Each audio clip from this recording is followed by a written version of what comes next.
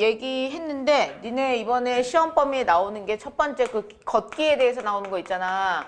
요거는 글의 갈래를 3개로 주고서는 걷기라는 화제에 대해서 어떻게 접근하는지를 보여주는 거야. 그러니까 갈래상의 특징 묻는 문제가 나올 거란 얘기지. 그 다음에 2단원으로 넘어가면 그 다음에 니들한테 뭘 묻고 있냐면 사실적 읽기,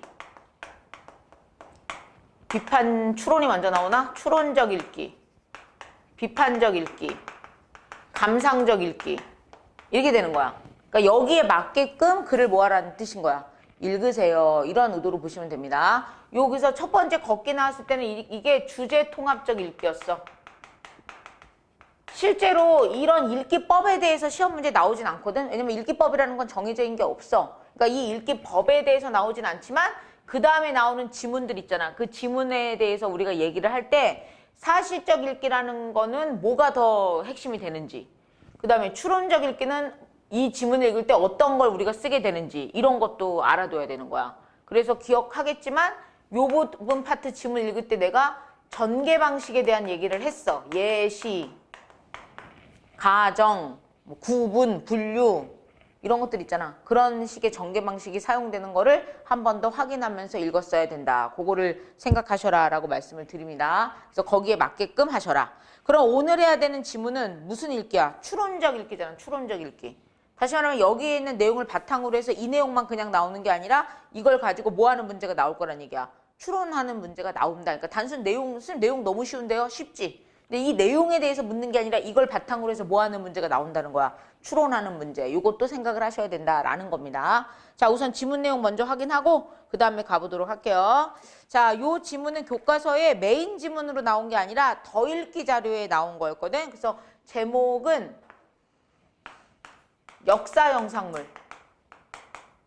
나도 오늘 유튜브로 이거 봤는데 역사 영상물을 바라보는 시각. 2가지 시각이거든. 그럼 제목에서 이미 느껴지지? 관점에 뭐가 있을 거야? 차이가 있을 것이다. 그게 어떻게 차이를 주면서 가고 있는지를 확인하시면 확인하시면 된다 이겁니다. 자, 가보도록 할게요.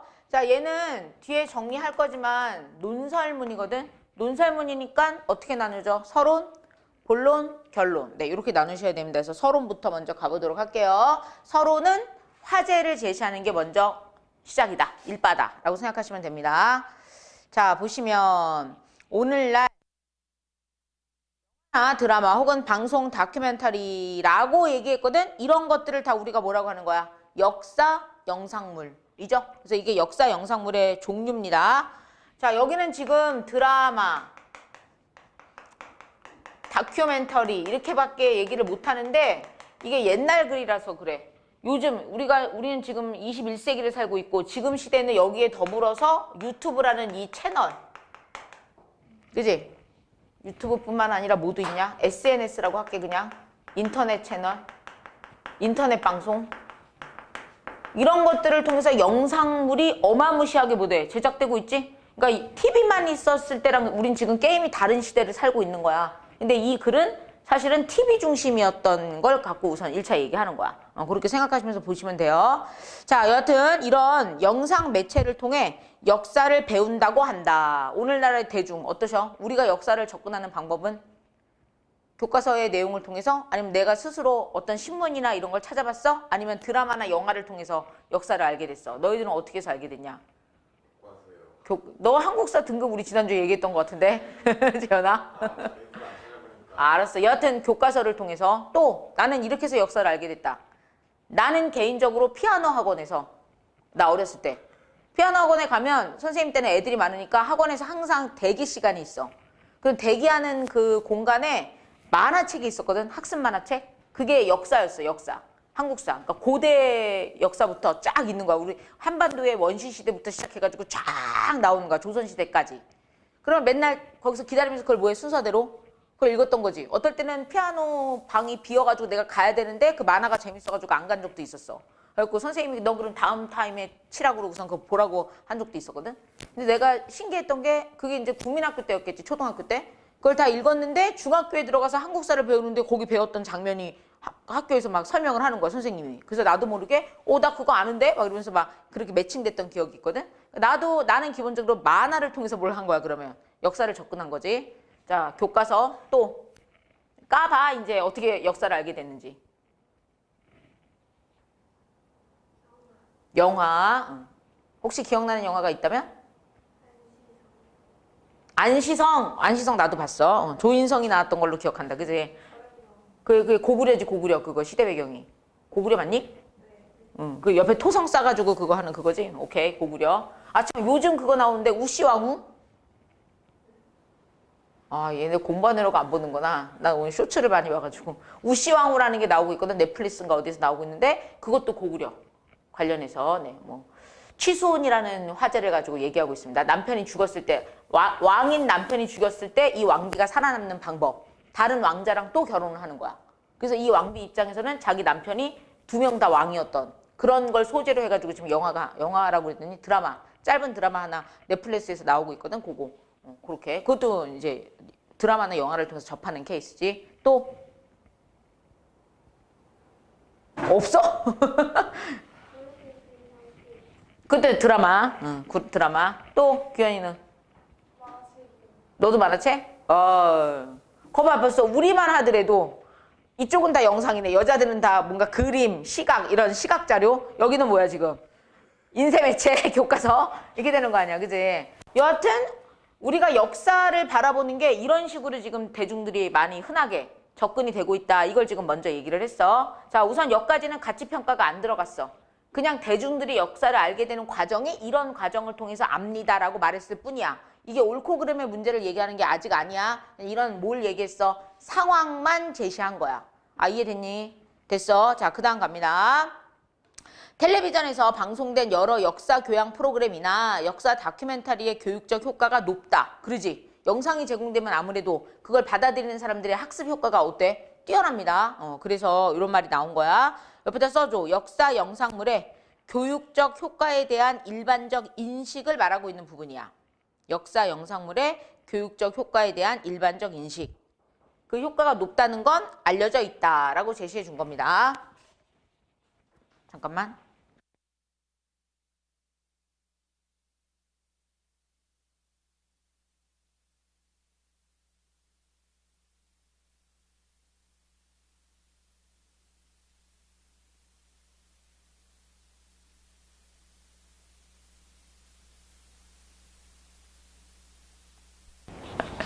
다 애들이 막 우는 분위기인데? 저요? 응. 제가 왜요? 소리 많은데요? 아니야. 우린 안 와도 돼. 우린 토요일 날 올 거니까. 네? 아, 우리 오늘 토요일 날 오고 다음 주 토요일 날 오잖아. 그리고 10월 1일, 10월 3일, 10월 9일. 우와우. 다 빨간 날이야. 그렇더라고. 10월 달은 빨간 날이 많아. 그래서 약간 좀 시험에 대한 부담이 그래도 조금 더 덜지 않니? 그치? 빨간 날을 이용해서 내가 보완을 해야지 이런 생각을 하고 있잖아. 저희 아직도 한 달 넘게 남았던데요. 그리고 좀 긴장이 안 돼요. 그래서 아직. 긴장해 이제. 이제부터 하면 돼. 늦지 않았어.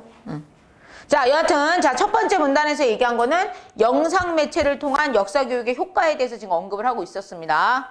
괜찮지? 일반적으로 인식이 어떻게 돼 있다는 거야? 영상물을 통해서 역사를 알게 되면 교육적 효과가 되게 뭐하다? 좋다, 높다, 이렇게 알려져 있다. 이렇게 제시했어요. 자, 두 번째 갑니다. 두 번째는 이제 본격적인 뭐의 시작이야? 본론의 시작이야. 자, 본론 첫 번째 갑니다. 그러나 네모칸 쳐.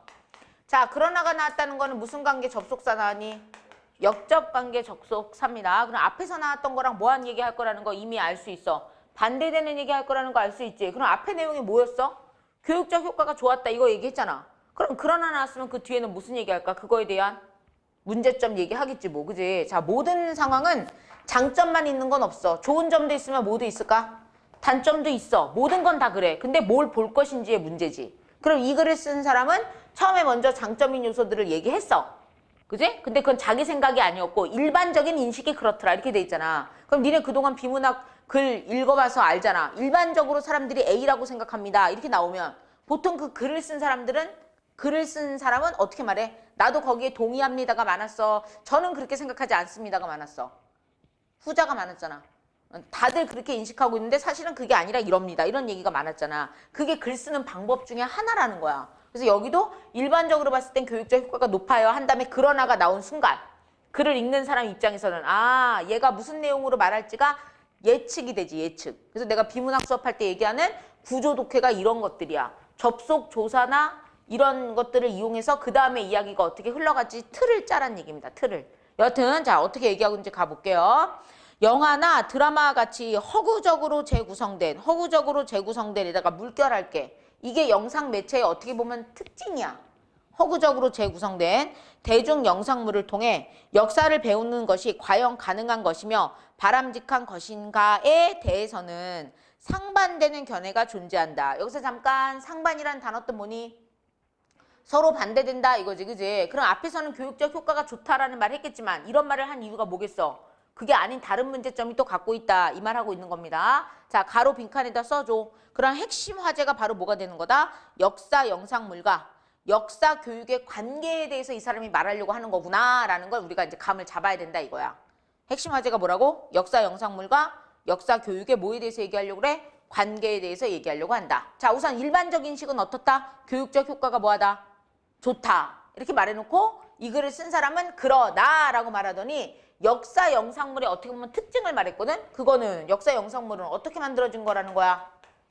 허구라는 게 들어가 있다는 얘기죠. 허구라는 게. 그래서 선생님이 아까 물결하라고 그랬어. 허구적으로 뭐 된 거다? 재구성된 것이다. 어떤 형태가 됐던지 간에. 심지어는 다큐멘터리조차도 사실은 뭐 된 거야? 그 PD에 의해서 그 장면을 이렇게 찍읍시다라고 해서 만들어진 장면 아니야? 실제 장면을 캡처해 놓은 게 아니잖아. 그러니까 그것 또한 뭐라고 본 거야? 허구다 이렇게 본 겁니다. 영화나 소설만 허구가 아니라 다큐멘터리도 사실은 이 사람은 뭐로 보고 있는 거야? 허구다 이렇게 본 거야. 실제 그걸 찍어놓은 동영상 자료가 아니니까. 알겠지 무슨 말인지? 자 계속 갑니다. 자 그래서 한편에서는 대중문화를 통해 재현되는 역사는 얘들아 대중문화 그러면 대중문화의 학개념 뭐 떠오르니? 가장 대표적인 거? 방금 우리가 아까 말했던 거 다 나오잖아. 대중문화 그러면 드라마, 영화, 그지? 소설 혹은 만화 다 될 거 아니야? 이런 대중문화를 통해 재현되는 역사는 이 재현됐다라는 게 이 글쓴이의 입장에서는 뭐 된 거야? 허구적으로 뭐 된 거? 재구성된 거지. 근데 원래 재현의 단어 뜻은 뭐야? 재현아, 원래 재현의 단어 뜻은 뭐니? 그대로 뭐 한다? 다시 표현한다가 재현 아니야? 근데 아무리 그대로 표현하려고 하더라도 뭐를 이용하면? 대중매체를 이용하면, 대중문화를 이용하면 어떻게 될 수밖에 없다는 거야? 될 수밖에 없잖아. 아까도 얘기했지만 그대로 그 벌어지는 그 실시간으로 벌어지고 있는 현장을 찍어놓은 걸 돌려주는 게 아니잖아. 내 말 지금 무슨 말 이해됐지? 그러니까 재현의 원래 뜻은 있는 그대로를 다시 보여준다는 뜻이지만 어쩔 수 없이 대중문화를 통해서 재현을 하게 되면 어떻게 될 수밖에 없다는 거야. 허구적으로 재구성된다 이 말이야. 다시 얘기하면 사전적 의미는 있는 그대로를 다시 보여주다라는 뜻이지만 이 글 안에서의 재현의 뜻은 허구적으로 뭐한 꼴이 되는 거야. 재구성했다라는 뜻이 된다 이 말입니다. 이해되고 있지 뭔 말인지. 자 계속 갑니다. 자 여하튼 재현을 되는 역사는 작가와 감독이 뭐 PD 혹은 연출자지 뭐. 감독 여기서 연출자로 보세요. 작가와 감독, 연출자를 비롯한 제작진의 상상 속에서 만들어진 역사. 상상 속에서 만들어진 역사에다가 다시 한번 물결. 앞에서 허구적으로 재구성됐다라는 말과 뭐한 표현이야? 같은 의미죠. 네, 똑같이 말하고 있는 거야. 역사이기 때문에 사실을 뭐할 위험이 있다는 거야. 왜곡할 위험이 있다. 이게 누가 지적하고 있는 평가야. 필자가 얘기하는 문제점인 거지. 그래서 사실을 왜곡할 위험 옆에다가 써줘. 이게 역사 영상물을 부정적으로 보는 이유. 쉽게 얘기하면 역사 영상물이 갖고 있는 문제점. 다시 한 번 더 얘기하면 역사 영상물이 갖고 있는 단점이라고 누가 생각하는 부분이야? 이 글을 쓴 필자가 생각하는 부분입니다. 이거야. 여기까지 됐지? 자, 그래서 역사 교육 효과가 오히려 미미하거나 미미가 뭐야? 작다 이거지? 오히려 역기능을 한다고 주장한다. 이런 문제점을 오히려 야기할 수 있다는 걸 이 글을 쓴 사람이 제기하고 있는 겁니다.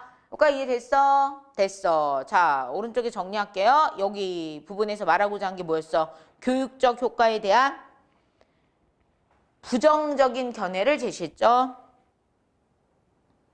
이유는 뭐였어? 영상 제작 주체에 뭐가 가미돼? 상상이 가미되죠. 그래서 역사적 사실을 뭐 할 수 있어? 왜곡할 수 있다라는 게 문제점이다. 이겁니다. 잘 따라오고 있니? 아무리 재현한다 하더라도 있는 그대로 보여줄게요 라고 해도 어쩔 수 없이 뭐가 들어갈 수밖에 없어. 상상력, 허구적인 내용이 들어갈 수밖에 없다 이 말입니다. 자, 다른 한편에서는 대중문화 속의 역사 재현은 다른 한편에서는 에다가 네모칸 쳐. 그럼 다른 한편에서는 그랬으니까 이거는 다른 입장을 제시하는 거지. 두 번째 입장. 그지? 그럼 다른 입장이니까 앞에서는 부정적인 부분을 얘기했다면 다른 입장은 당연히 얘가 갖고 있는 무슨 점 얘기할까? 긍정적인 입장 얘기하겠지? 이미 앞에서 한번 얘기는 했어. 교육 효과가 무지하게 뭐 할 것이다? 높을 것이다 라고 얘기했는데 그러고 나서 다시 문제점을 얘기했잖아.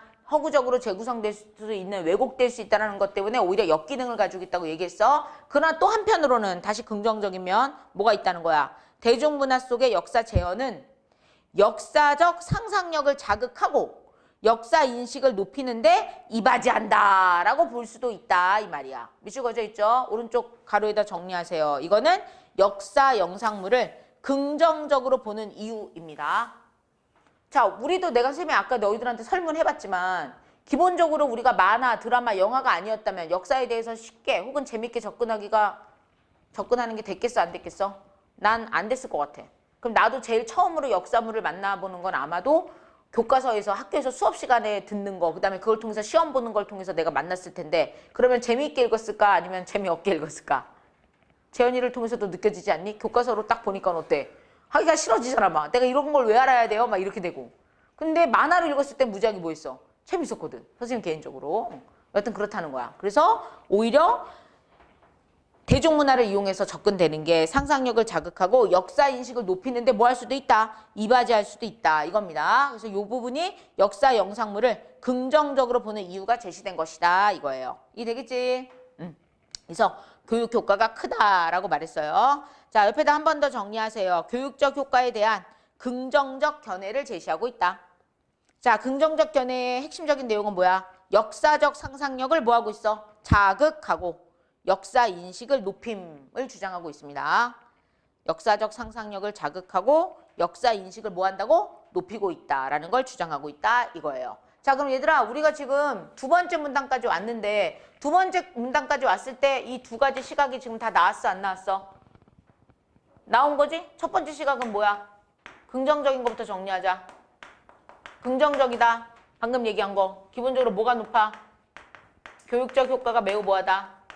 높다. 이걸 지금 얘기했습니다. 두 번째 근데 부정적인 것도 있었지? 어떤 게 있었어?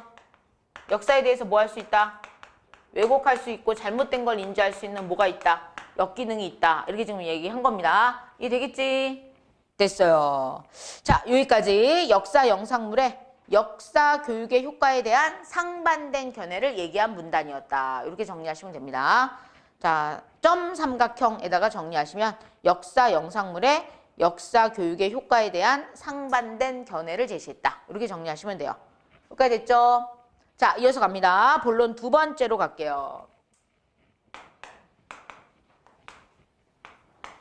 자, 두 번째. 그럼 과연 허구가 개입된 역사 영상물은 역사를 대중에게 효과적으로 이해시킬 수 있는 교육적 매개체인가? 아니면 대중이 소비하는 영상 자료들 가운데 실화 혹은 실존 인물의 이야기라는 점에서 매력적인 오락 품목의 하나인가? 이렇게 얘기하고 있어요. 예를 들어 우리가 조선시대를 알기 위해서 조선 왕조의 기록을 남긴 세종실록 막 이런 걸 읽어. 조선 왕조실록을 읽는다고 치자. 그 원문을 갖다 놓고. 읽을 수나 있을까? 다 한문으로 돼 있어서 안 돼 있잖아. 그지? 근데 그거를 드라마나 영화로 해주면 우리 입장에서 이게 어때? 장희빈. 아주 그냥 자극적인 그 소재들이 막 나오니까 재밌게 드라마를 보거나 영화를 보면서 접근할 수 있잖아. 그런 긍정적인 효과도 있다라고 지금 얘기를 하고 있는 거야. 자, 여하튼 간에 정리하시면 우선 첫 번째, 역사를 대중에게 효과적으로 이해시킬 수 있는 교육적인 매개체라는 건 어떤 입장? 긍정 입장이지? 가로에다가 쓰시면 교육적 효과에 대한 긍정적 견해라고 보시면 됩니다. 이 상반된 견해가 계속 나올 거야, 이 글은. 아니면 대중이 소비하는 영상 자료들 가운데 실화 혹은 실존 인물 이야기라는 점에서 매력적인 그냥 오락 품목인가? 라는 거는 교육적 효과에 대한 무슨 견해가 되겠어? 부정적 견해.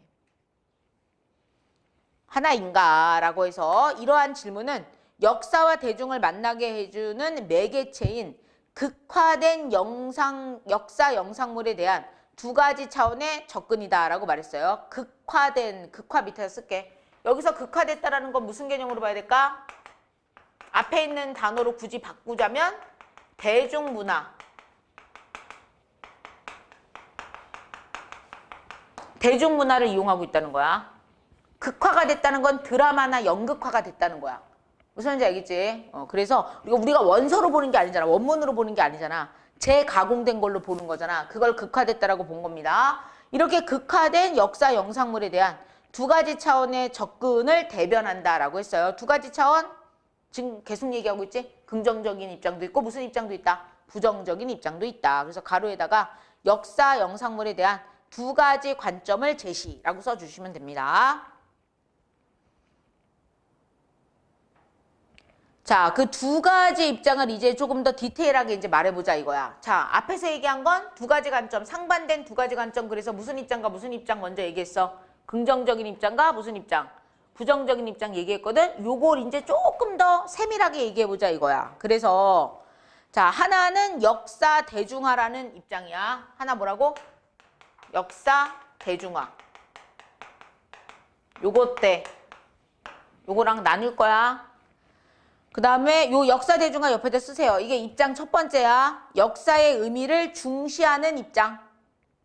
역사의 의미를 중시하는 입장입니다. 다른 하나는 역사의 대중문화화.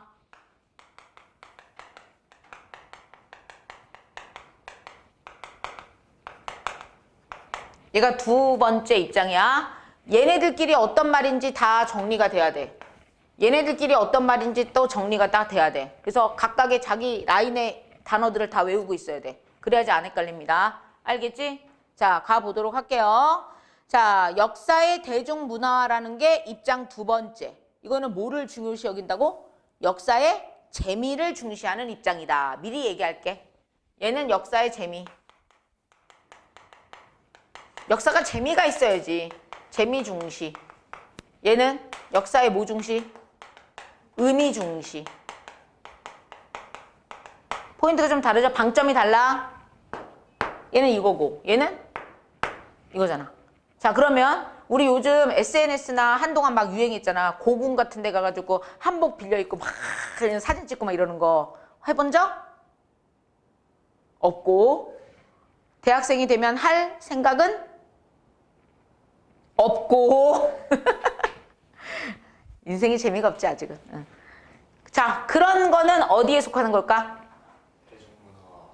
요거지? 역사의 대중문화와 뭐의 요소가 가미된 거야? 재미의 요소가 가미된 거잖아. 그지? 그러니까 선생님이 구별하는 포인트 얘기하는 거야. 이쪽은 재미가 들어가야 돼. 이쪽은 뭐야? 의미가 중요시되는 거야. 알겠죠? 자, 이제 필자는 어떤 식으로 분리해서 얘기하고 있는지 가보도록 합시다. 자, 근데 얘들아, 이렇게 차이점을 가지고 얘기할 때는 전개 방식으로 얘기하면 무슨 방법 쓴 거야?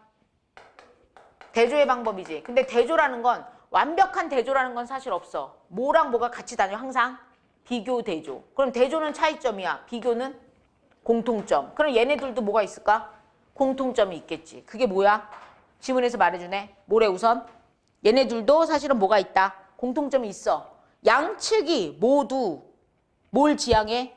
쉬운 역사를 지향하고 있다. 이거는 공통점이라는 거야. 쉬운 역사 지향. 지향이니까 추구한다라는 거 알지? 지양이 아니야. 지향이니까 추구야. 아까 전에 선생님이 살짝 얘기했지만 너희들한테 조선시대 역사들을 가르치겠다고 해서 조선 왕조 실록을 갖다 주면 니들 어떻게 할 거야? 다 잘걸? 선생님도 못 가르쳐. 그 한자 맨날 해석하고 있어야 되는데 이게 지금 내가 한문 수업을 듣는 건지 조선 왕조 역사를 배우는 건지 헷갈린다고. 뭔 말인지 알겠냐? 해석하다 끝나니까. 한자 해석하다 끝나니까. 그러면 너무 그렇게 어렵게 갈 게 아니라 아이들한테 조금 뭐 해보자.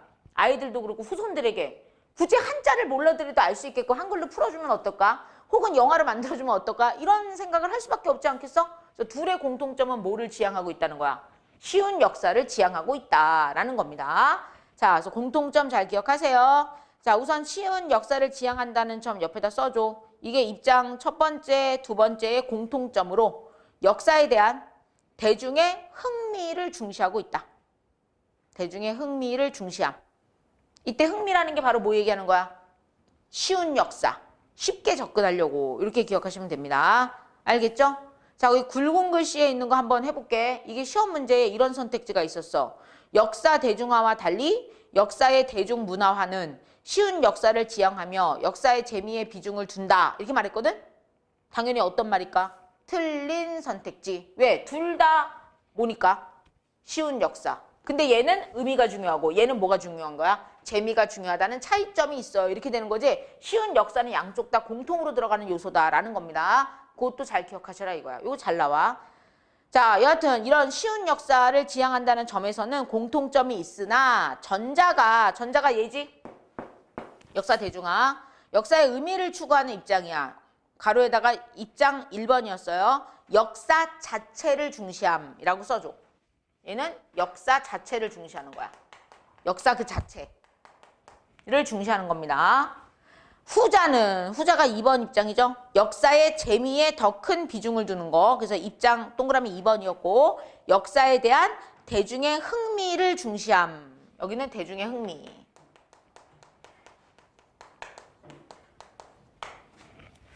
이거는 굳이 안 써도 돼. 왜? 뒤에 정리 다 해놨어. 근데 니들이 읽으면서 스스로 할 수 있으면 더 좋은 거야. 비문학 연습은 무조건 빈 노트에다가 스스로 정리하는 걸 자꾸 해봐야 돼. 그래야지 비문학 읽기력이 올라갑니다. 이거는 교과서 내용이고 내신 시험 문제니까 선생님이 정리해주고 같이 외우자 이렇게 되는 거야. 근데 수능은 그렇게 할 수 없으니까 노트에다가 매번 뭐 해야 돼? 정리하면서 실력을 끌어올리셔야 됩니다. 그건 내신 끝나고 또 얘기하자고. 여튼 다시 갑니다. 자, 그래서 역사의 재미의 비중을 더 크게 주는 두 번째 입장. 대중의 흥미를 중시한다는 점에서 뭐가 있다? 차이가 있다라는 얘기예요. 자, 우선 여기까지 봤고, 자, 여기도 굵은 글씨 한번 볼게. 역사 대중화를 기억, 역사 대중문화를 니은으로 제시하고 두 관점을 비교하는 문제가 나왔는데 역사 대중화의 입장에서는 역사 영화가 역사적 사건을 충실하게 재현해야 한다고 생각할 것이다. 역사의 대중문화의 입장에서는 역사 영화가 역사적 사건에 대한 대중의 흥미에 초점을 맞추어 만들어지기를 바랄 것이다. 라는 말이 당연히 뭐한 말? 옳은 선택지. 그치? 역사 대중화 입장에서는 역사 영화가 역사의 사건을 충실하게 재현해야 한다고 생각할 것이다. 이 충실하게 재현한다는 게 의미를 중시하는 거겠지? 자, 반면에 역사의 대중문화 입장에서는 역사 영화가 역사적 사건에 대한 대중의 흥미에 초점을 맞추어 만들어지기를 바랄 것이다. 이게 옳은 선택지였다 이겁니다. 다 이해됐어요? 자, 여기까지 또 정리하시면 삼각형 정리하시면 역사 대중화와 역사의 대중문화화 측면을 제시하고 있다 이겁니다. 전개 방식은 뭐야? 비교, 대조의 방법을 쓰고 있어요. 예시는 아직 있니 없니? 아직 없죠. 예시는 지금 드러난 게 아직 없어요. 여기까지 괜찮아? 됐어. 자, 그 다음 또 갑니다. 그러나 역사 영화는 이러한 두 가지 접근법이 공유하는 사유의 공간이 될 수 있다. 자, 얘들아 여기서 잠깐 사유가 무슨 뜻이야? 생각 아니야? 생각? 근데 여기가 이게 역사 영화라는 게 사유의 공간이 될 수 있다라고 표현했어. 가로에다 써줘. 이게 무슨 의미냐? 사유의 공간 옆에다 쓰세요. 역사 대중화의 입장과 역사의 대중문화화의 입장을 동시에 만족하는 역사 영화를 가리킴. 자, 이 두 가지를 동시에 만족하는 뭐가 존재한다는 거야? 뭐? 역사 영화가 존재한다는 거지? 이걸 그래서 뭐라고 말했어? 뭐의 공간이다? 얘가 사유의 공간이다. 이게 진짜 무슨 장소는 아니지만 이걸 통해서 뭐 해볼 수 있다는 거야? 생각해 볼 수 있어요. 이 말이지? 사유의 공간이라는 표현을 쓴 거야. 이제 설명할 거야. 자, 설명 계속 가볼게요. 우선 가로 써줘. 두 가지 입장 중 한쪽의 견해에 치우치지 않으며 역사 영화를 매개로 이 두 입장에 대해서 생각해 볼 것을 이야기함. 자, 역사 영화가 뽑힌 이유가 뭐야? 역사 영화 속에는 이 두 가지가 다 들어가 있다 이거지? 그래서 이걸 통해서 뭐 해보자는 거야? 생각해 봅시다 이거야. 그래서 얘를 사유의 공간이라고 말한 거야. 그러니까 이해했지? 다시 한번 두 가지 입장 중 역사 대중화랑 역사의 대중문화라는 두 가지 입장 중 한쪽의 견해에 치우치지 않으며 역사 영화를 매개로 이 두 입장에 대해서 생각해 볼 것을 이야기하고 있다 이 말이야. 누가? 필자가. 이걸 통해서 한번 얘기해 봅시다 이겁니다.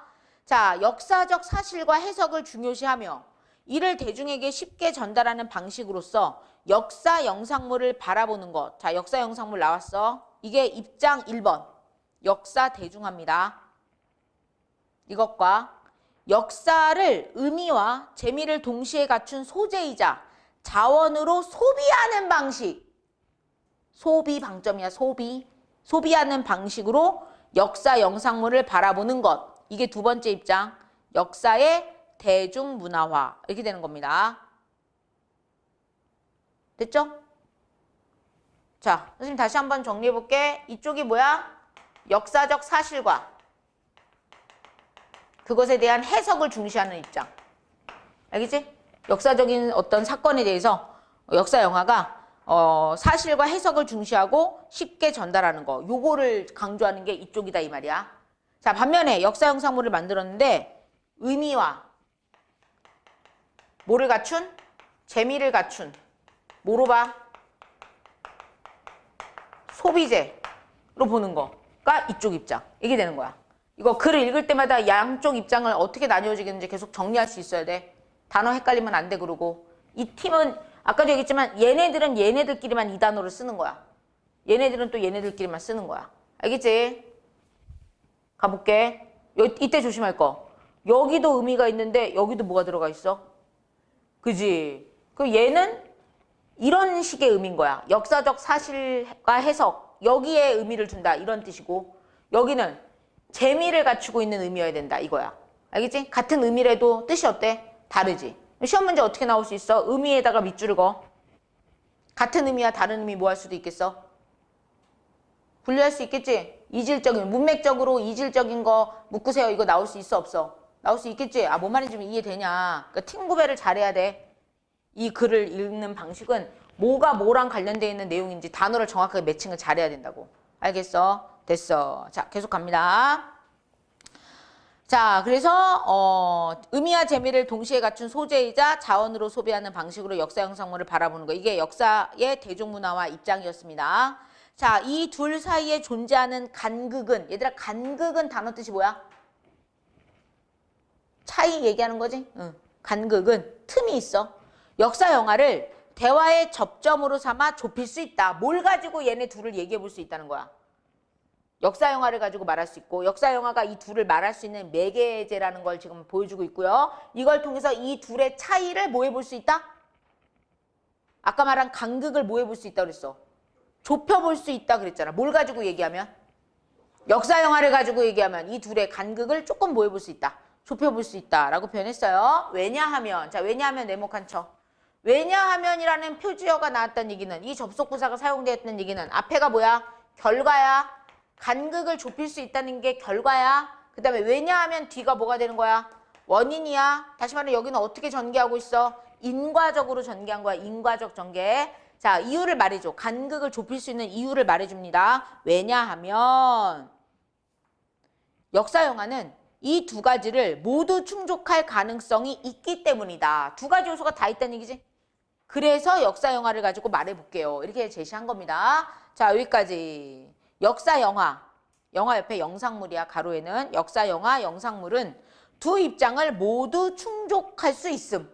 다시 말하면 두 입장이 완전히 대립하는 것은 아니다 이거야. 뭘 통해서 보면? 역사 영화를 통해서 보면 이 두 가지 입장의 요소가 이 안에 다 뭐돼 있다? 들어가 있다라는 게 누구의 생각이야? 이 글을 쓴 필자의 생각인 겁니다. 따라와 진이. 됐어. 자, 여기까지 본론 두 번째 정리하세요. 역사 영화를 통해 역사 대중화와 역사의 대중문화화를 동시에 충족할 수 있음. 역사를 통해 역사 대중화와 역사의 대중문화화를 동시에 충족할 수 있음. 이 두 가지가 공통점과 차이점이 있고 그 차이점이라는 건 완전 상반되다, 완전 멀리 떨어져 있어요가 아니라 그 간극을 좁힐 수 있는 대표적인 게 바로 뭐다? 역사 영화다. 이걸 통해서 이 두 가지 요소가 같이 들어가 있는 걸 한번 느껴봐라 라는 게 출제자 입장이야. 필자의 입장이야. 알겠죠? 됐어요.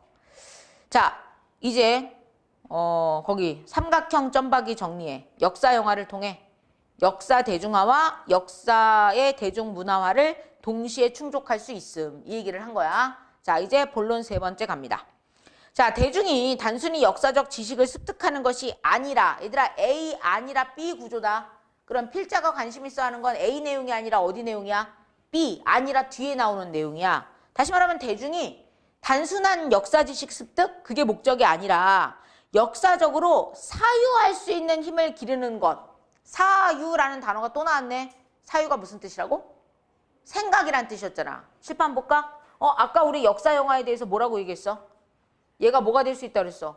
사유의 공간이 될 수 있다 그랬잖아. 얘가 생각할 수 있다라는 거 아니야. 그지? 그러면 지금 요 문장이랑 연결시켜서 생각해보면 필자가 뭐라고 지금 제시한 거야? 대중들이 역사를 단순한 지식으로 습득하는 경우도 있지만 그게 아니라 역사를 통해서 뭐 하려고 할 때가 있다는 거야?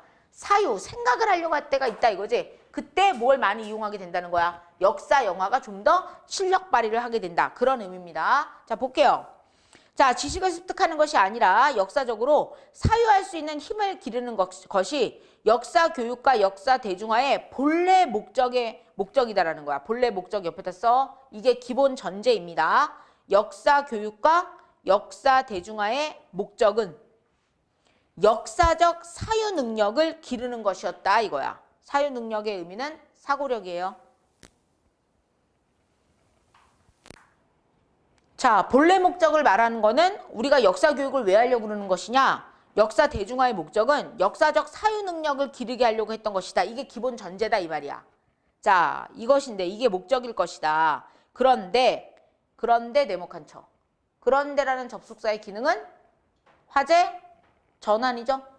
앞뒤가 바뀝니다. 그런데 역사 대중화는 역사가에 의해서만이 아니라 대중문화 생산자에 의해서도 얼마든지 일어날 수 있다. 이때 말하는 대중문화 생산자가 뭐야?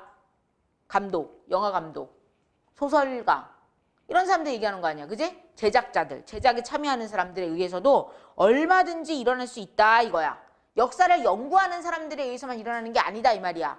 영상을 제작하는 사람들에 의해서도 일어날 수 있다 이거야. 더구나 근래에는 역사 자료들이 속속 번역, 정리되어 디지털화되고 데이터베이스화 되면서 야 이미 거의 다 됐죠. 조선왕조실록. 그러니까 선생님이 내가 진짜 격세지감을 느끼는 가장 큰 저기가 뭐냐면 선생님 시대 때는 대학을 다니면서 논문을 쓰려고 그런다 그러면 어디를 가야 되냐면 국립도서관을 가야 돼. 국회도서관. 국회도서관에 우리나라에 있는 모든 출판물이 다 있어. 논문부터 책까지.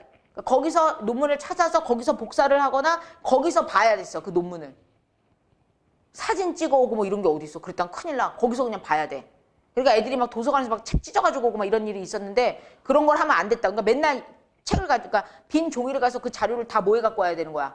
베껴 갖고 와야 되는 거야. 필사를 해 갖고 와야 되는 거야. 선생님이 그게 대학교 때 논문 쓸 때 그 방법으로 했다고. 대학원 때도 석사 논문 쓸 때도 국회도서관 가서 살았다고. 자, 근데 석사 논문 쓸 때 그때쯤이야. 일부 자료는 그렇게 옛날 방식으로 다 필사를 해야 됐고 일부 자료는 복사만 하면 됐어. 왜? 뭐가 돼 있어서 이제 데이터베이스가 된 게 이제 있는 거야. 그러면 이제 출력만 하면 돼. 그랬다가 내가 이제 한참 시간이 지난 다음에 내가 중간에 잠깐 미국을 갔다 왔는데 갔다 오고 나서 보니까 그때는 집에서 국회도서관에 전화를 해. 이러이러한 논문 좀 복사해서 보내주세요. 그러면 우편으로 배송을 해주는 거야. 와, 나 완전히 그럼 옛날에는 자료 하나 얻으려면 무조건 어딜 가야 됐어?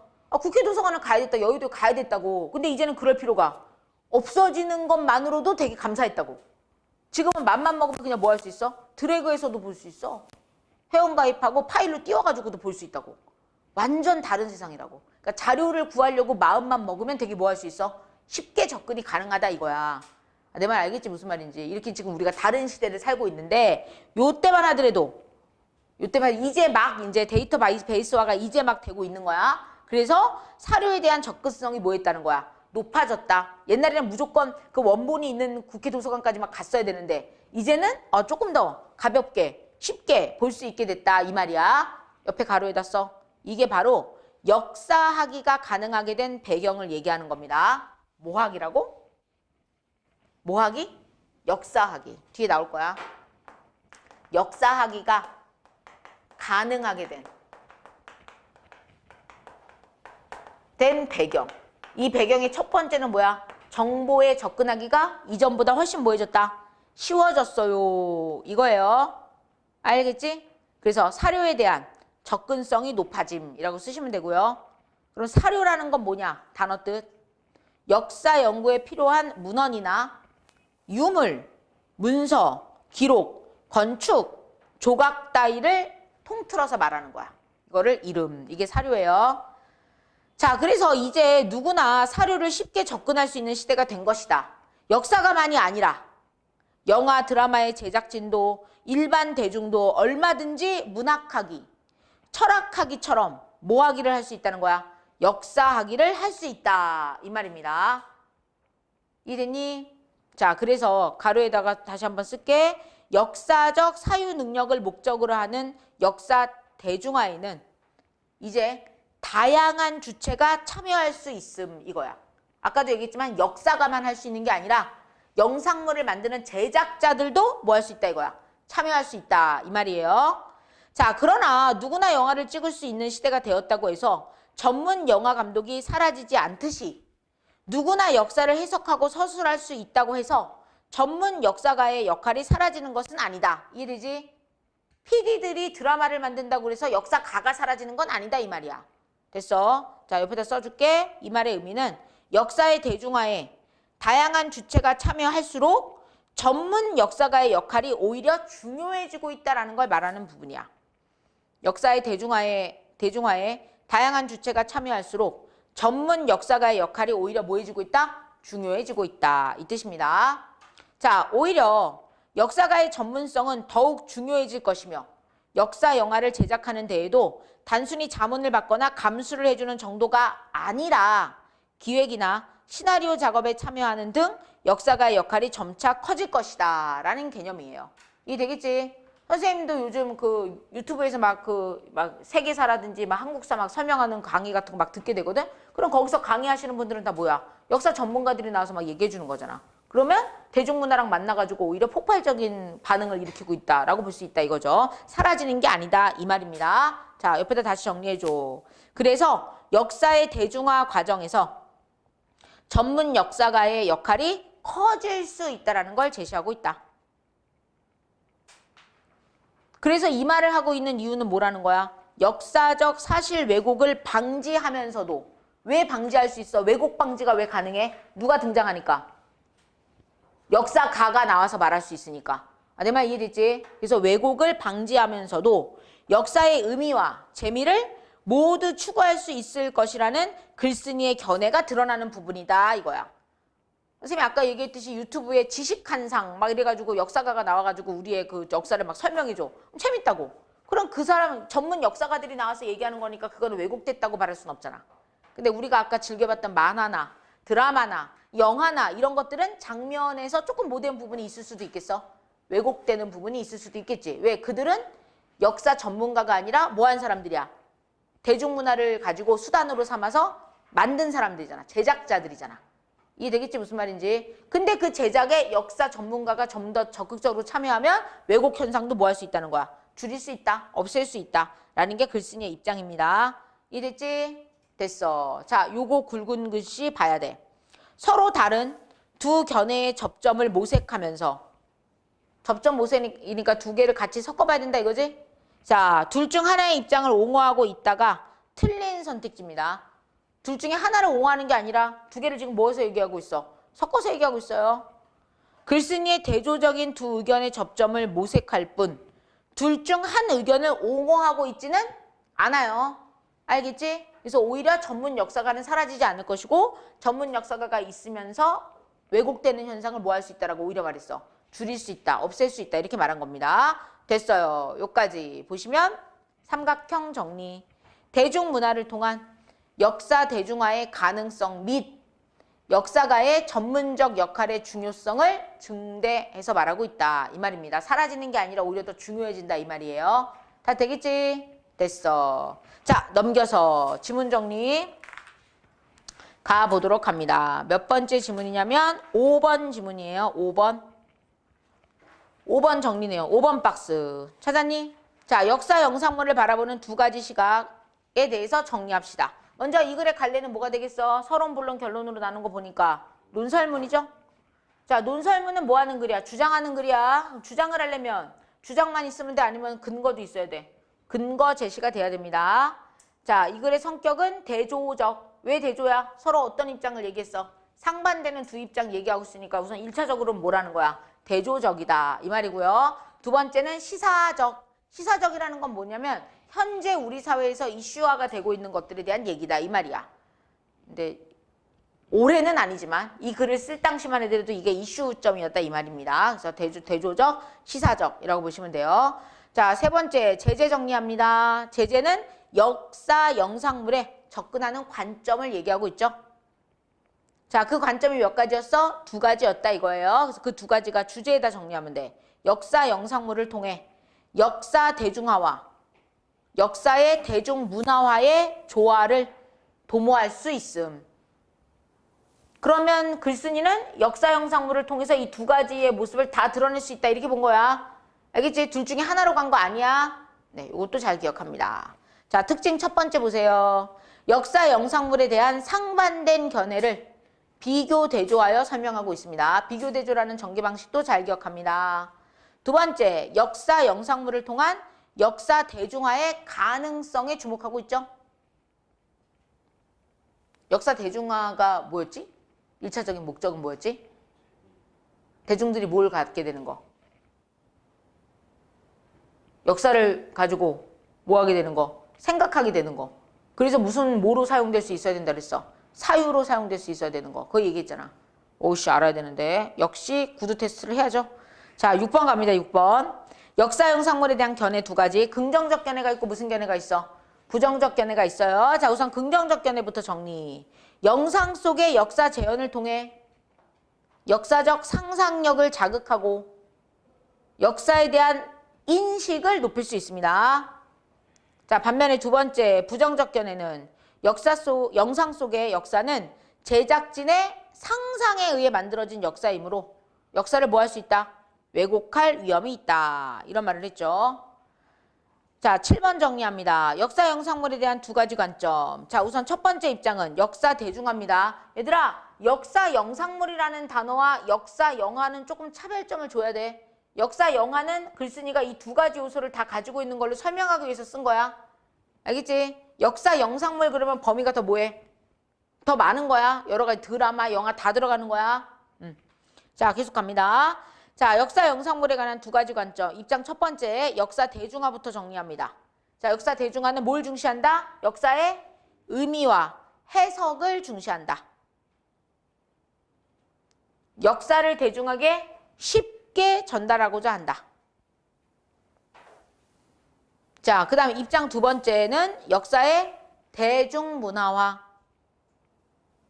자, 첫 번째는 뭐야? 역사의 의미보다 뭐가 중시돼? 재미를 중시함. 그래서 역사를 대중문화로 소비함. 아까 우리 했지? 대중문화로 소비하려고 한다는 거예요. 소비적인 거, 소비. 그치? 기억하셔야 된다 이겁니다. 자, 이 둘의 근데 공통점이 있었어. 자, 공통점은 뭐야? 역사를 쉽고 친근하게 대중에게 전달하는 것을 지향하고 있다. 이겁니다. 자, 9번 갑니다. 이제 대중문화를 통한 역사 대중화의 가능성을 정리해 봅시다. 첫 번째 박스. 자, 역사 대중화의 목적은 역사적으로 뭐 하는 힘을 기르는 거다? 사유하는 힘을 기르는 것이다. 이게 역사 대중화의 목적이라고 그랬죠? 자, 두 번째 박스. 그럼 역사 대중화는 대중문화 생산자나 일반 대중들이 뭐하기? 역사하기에 의해서도 이루어지고 그 다음에 이 과정에서 누가 더 중요하게 된다? 전문 역사가의 역할이 더욱 커지게 된다. 전문 역사가의 역할은 왜곡되는 걸 뭐 해줄 수 있다? 막아줄 수 있다. 이렇게 봤어요. 자, 마지막 문단, 마지막 박스. 그럼 역사 교육에서 다양한 주체들과 예를 들어 감독, 소설가, PD 이런 사람들과 전문 역사가의 역할이 함께 존재한다라고 본 거죠. 둘 중에 한쪽으로 치우친 게 아닙니다. 전문 역사가들만 존재해야 된다 이렇게 말한 게 아니야. 그걸 쉽게 대중들에게 전달하려면 영화화 시키거나 소설화 시키거나 극화 시키거나 하는 과정이 의미가 있다라고 보는 거야. 둘 중에 하나만이 옳다라는 개념이 아니었어요. 결론적으로 두 가지의 요소가 다 필요합니다. 라고 본 겁니다. 괜찮지? 됐어요. 지문 자체는 뭐 어렵진 않아. 어렵진 않은데 이제 막 뭐해? 헷갈리지. 그래서 이걸 정확하게 인지하셔라 라는 거예요. 알겠나요? 네, 됐습니다. 자, 넘어갑니다. 자, 넘어가셔서 비판적 읽기. 비판적 읽기에 해당되는 거는 의견 양극화와 생산적 논쟁인데 그 제재 읽기 지문 분석이라고 돼 있지? 그게 의견 양극화. 두 번째 지문으로 바로 갑니다.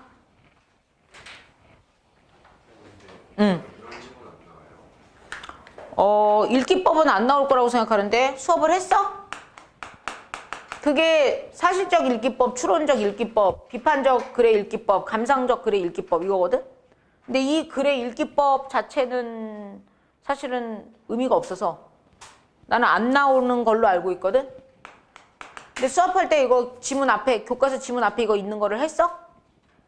안 했을 것 같은데? 저게 좀 의미가 없어.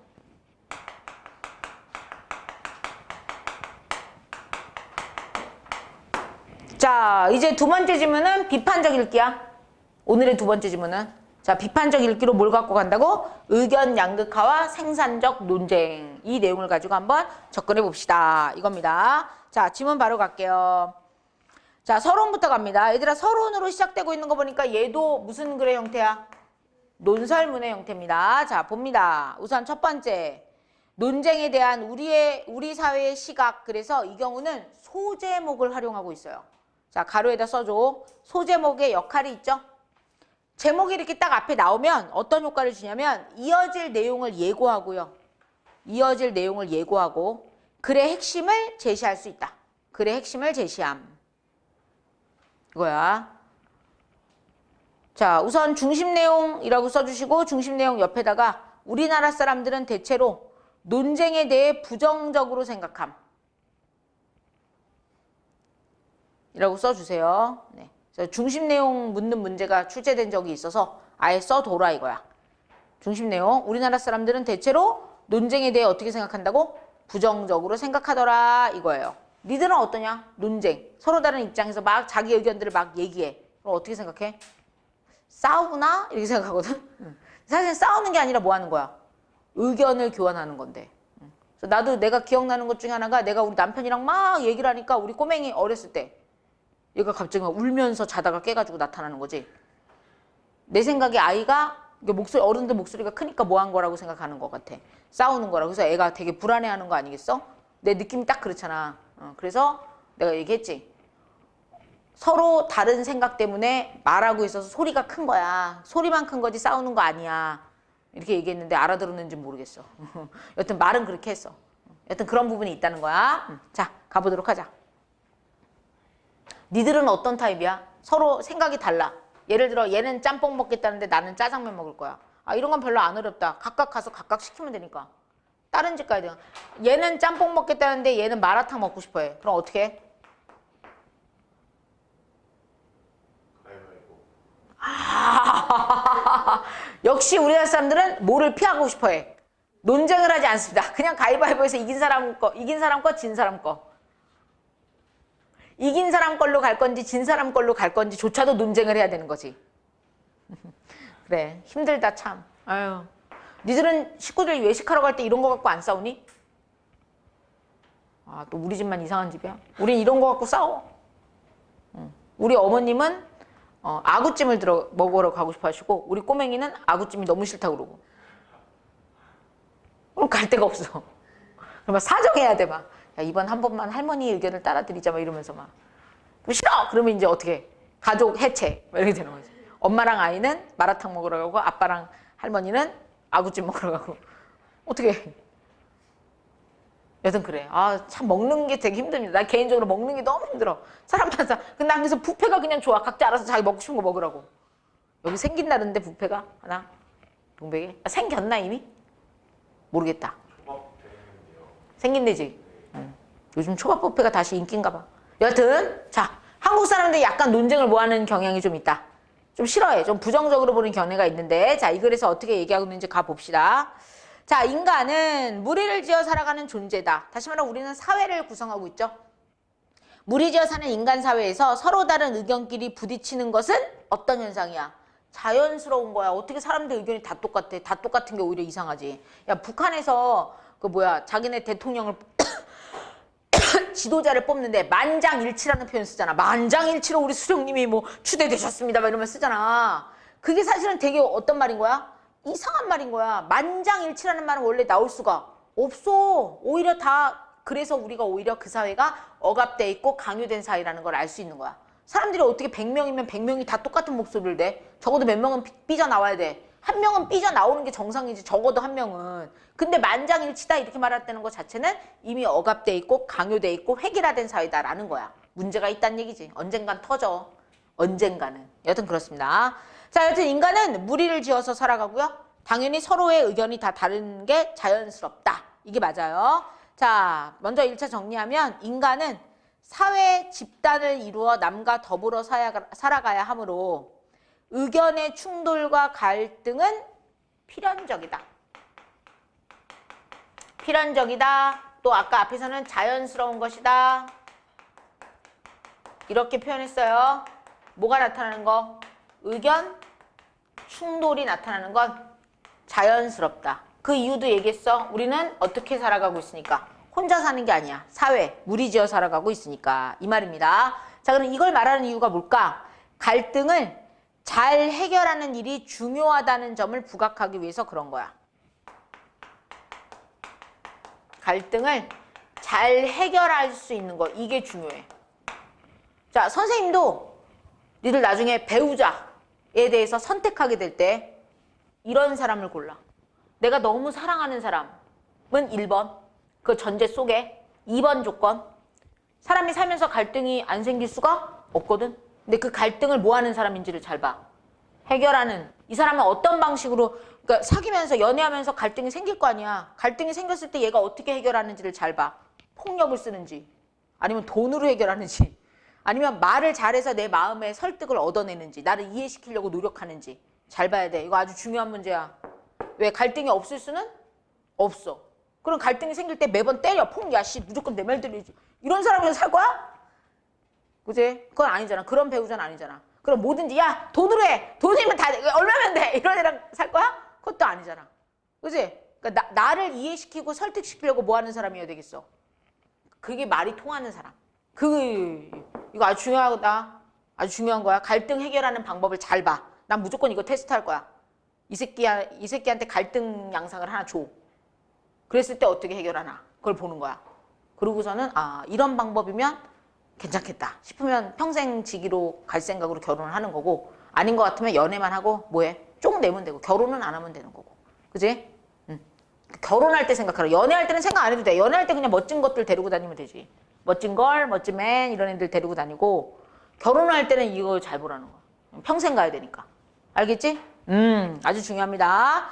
자, 따라서 갈등은 피하는 것이 능사가 아니다. 나도 이렇게 생각해. 갈등이 생겼다고 해서 피한다고 해서 그냥 내가 한번 져주고 말아. 이씨. 아니. 피한다고 될 일이 아니라는 거야. 그러면 그 다음번에 갈등은 어떻게 할 건데? 그게 능사가 아니다 이거야. 잘 해결할 수 있어야 돼. 오히려 갈등을 잘 해결함으로써, 잘 해결 옆에다 써줘. 이게 사회 발전의 중요한 요건이야. 이게 말이 통해야 된다고. 잘 해결함으로써 그 사회가 나아갈 긍정적인 방향을 도출하여 사회가 발전할 수 있다. 이겁니다. 이해됐지? 자, 이러한 갈등을 합리적으로 해결하려면 논쟁이라는 도구를 사용해야 된다. 자, 이렇게 갈등을 잘 해결하려면 이때 쓸 수 있는 도구가 바로 뭐라는 거야? 논쟁을 통해서 이걸 잘 해결하세요. 이 말이야. 논쟁은 싸우는 게 아니라 이거야. 각자의 의견을 얘기하고 그 의견에 따라서 이런저런 생각들을 주고받는 과정이다라는 겁니다. 자, 사용해야 된다. 옆에다 써줘. 논쟁은 사회적 갈등을 합리적으로 해결하는 도구다라는 거죠. 논쟁은 사회적 갈등을 합리적으로 해결하는 도구입니다. 자, 여기까지 봤어요. 자, 이 말의 의미는 갈등의 합리적 해결 수단으로서의 뭘 얘기하고 있다? 논쟁을 제시하고 있다라고 정리하시면 됩니다. 자, 여기까지 너무나 이해가 돼, 안 돼? 너무 이해되죠? 네, 갈등은 항상 있을 수밖에 없고 그러면 우리는 잘 해결해야 되고 잘 해결하려면 뭘 해야 된다? 논쟁이라는 수단을 이용해 보자 이겁니다. 자, 그러나 네모칸 쳐줘.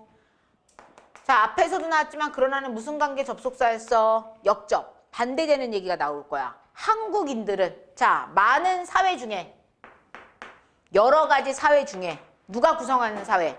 한국인들이 구성한 사회. 한국인들은 대체로 논쟁을 좋아하지 않는다. 이게 중심 문장이야. 한국 사람들이 논쟁을 좀 좋아하지 않는 그런 일이 있어. 이렇게 말한 겁니다. 우선 요까지. 요거가 한국인들은 논쟁에 대해 부정적이다가 맞는 말 틀린 말? 맞는 말. 옳은 선택지. 그 다음에 넓은 의견 스펙트럼을 존중하여 논쟁을 피한다. 이런 말이 나왔어.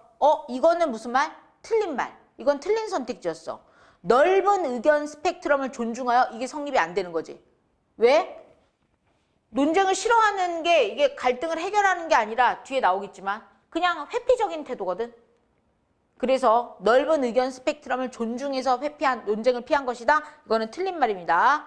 자, 내용 확인 문제는 거의 출제 100%야.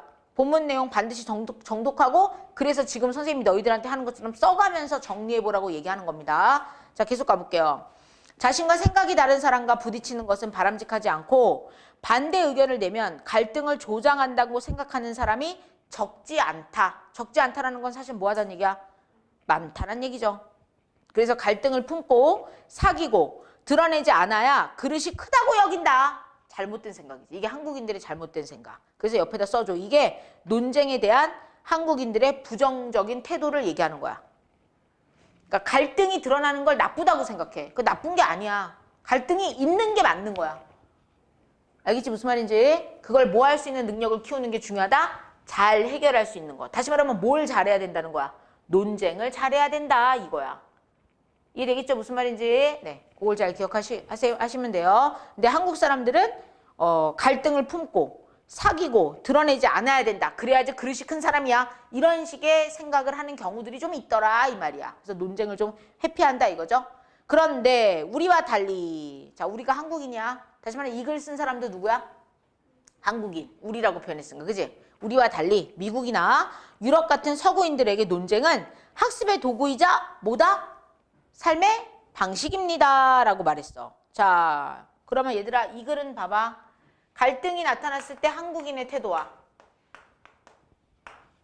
논쟁에 대한 태도, 회피, 이게 되지? 한국인이 아닌 어디? 서구인. 여기서는 대표적으로 누구 나왔어?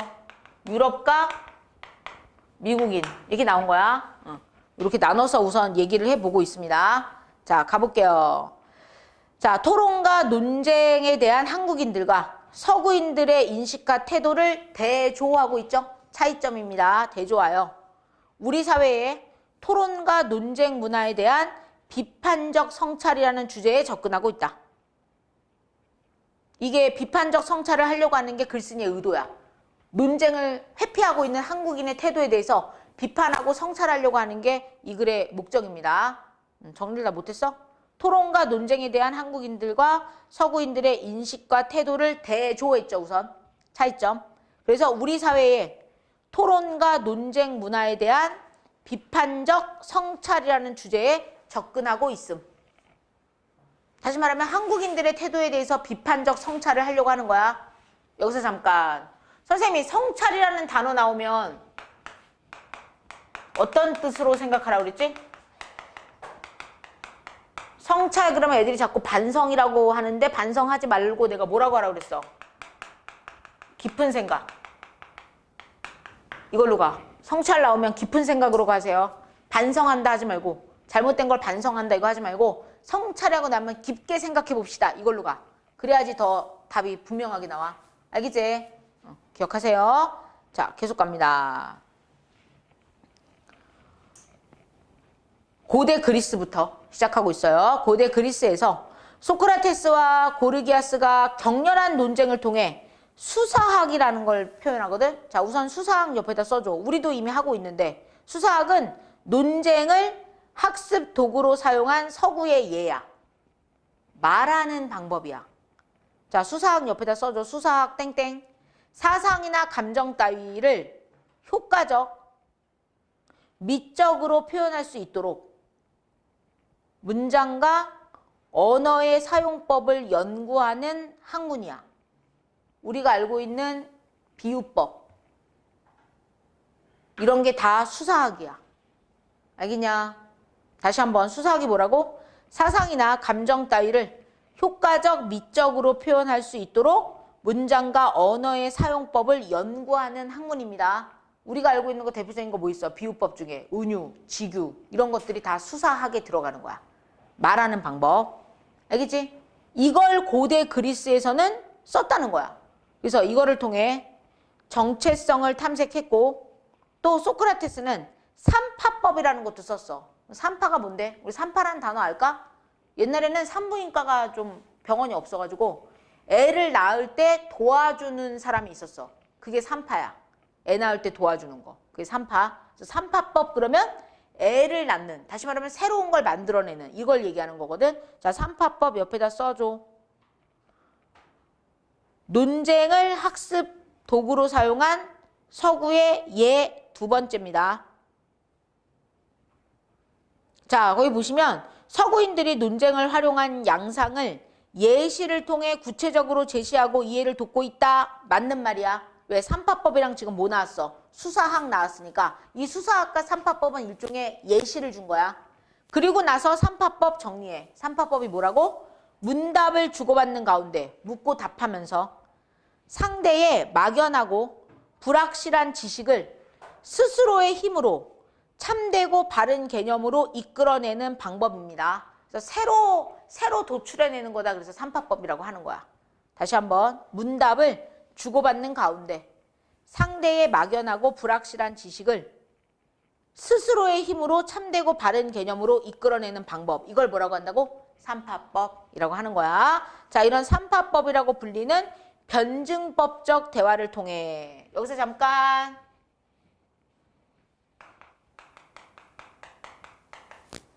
산파법이라고 불리우는 무슨 대화? 변증법적 대화 그랬잖아. 그러면 사실은 이 안에 뭐가 들어있다는 거야? 변증법이 들어있다는 얘기지? 변증법은 어떤 방식으로 말하는 거더라? 우리 많이 들어봤네. 정, 반, 합이라고. 들어봤어? 안 들어봤어? 지금 들어봤어. 이게 변증법이거든? 자, 이게 뭐냐면 예를 들어 나는 따뜻한 게, 나는 무조건 뜨거운 게 좋아, 따뜻한 게 좋아, 막 이랬어. 이게 올바른 거라고 생각하고 이걸 추구했던 거야. 근데 이걸 향해서 가다 보니까 이게 갖고 있는 뭐가 반드시 드러나냐? 문제점이 드러나. 그럼 이 문제를 해결하려면 어디로 가야 돼? 이거랑 뭐 한 방식으로 가야 되겠어? 정반대. 그럼 얼음 가져와, 차갑게 하자, 이렇게 된 거야. 무슨 말인지 알겠지? 그러면 이거는 완벽했을까? 아니, 여기서 발생한 문제를 해결은 했지만 이걸 계속 가다 보니까 얘도 또 뭐가 생겨? 문제가 생기더라, 이거야. 그럼 어떻게 했겠어? 이 두 가지를 이제 섞어. 그럼 미지근하게 하지 뭐. 이게 되는 거야. 그러면 이게 또 다시 정이 되는 거야. 이게 사람들이 올바른 가치관이라고 생각하고 계속 추구해. 이렇게 살다 보면 또 뭐가 생겨? 이거에 갖고 있는 문제점이 생겨. 그럼 이거랑 또 뭐하게 갈까? 정, 반대가 또 나와. 그럼 걔도 또 뭐가 생겨? 문제가 또 생겨. 그럼 또 뭐해? 합. 또 문제가 생겨. 이런 식으로 해서 역사는 발전한다고 얘기하는 거야. 이게 뭐라고? 변증법이다. 이겁니다. 극단적으로 말하면, 자, 자유주의였어. 모든 게 다 자유로워. 그러니까 어떻게 됐어? 자유방임으로 가. 아무도 책임은 안 지고 다 각자 자기 원하는 자유만 얘기하더라, 이거야. 그러면 이걸 잠재우려면, 이 문제점을 해결하려면 뭐로 가겠어? 완전 억압으로 가겠지.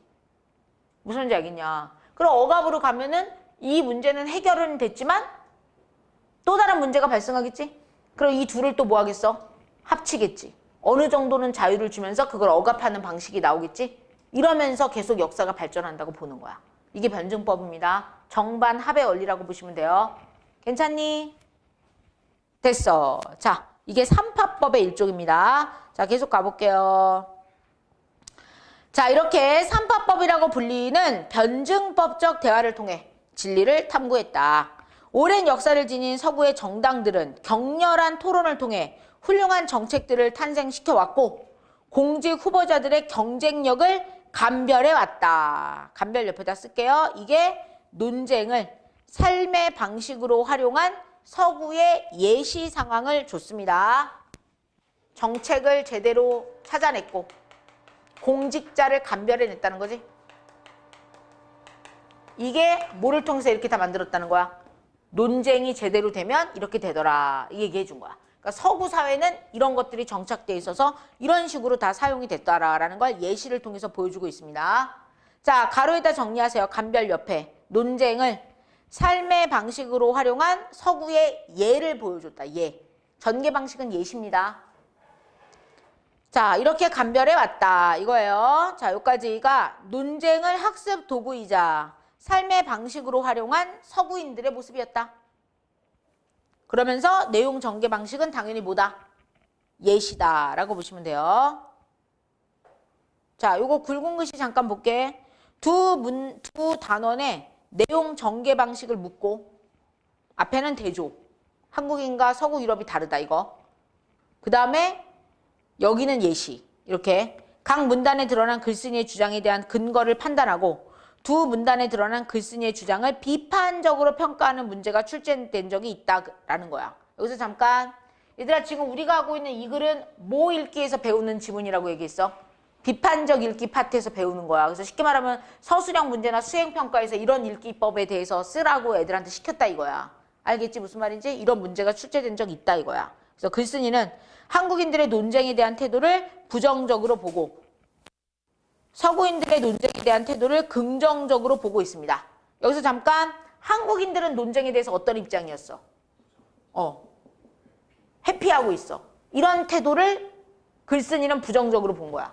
반면에 서구인들은 논쟁이라는 방법을 적극적으로 뭐하고 있어? 삼파법, 혹 변증법 이런 걸 통해서 쓰고 있잖아.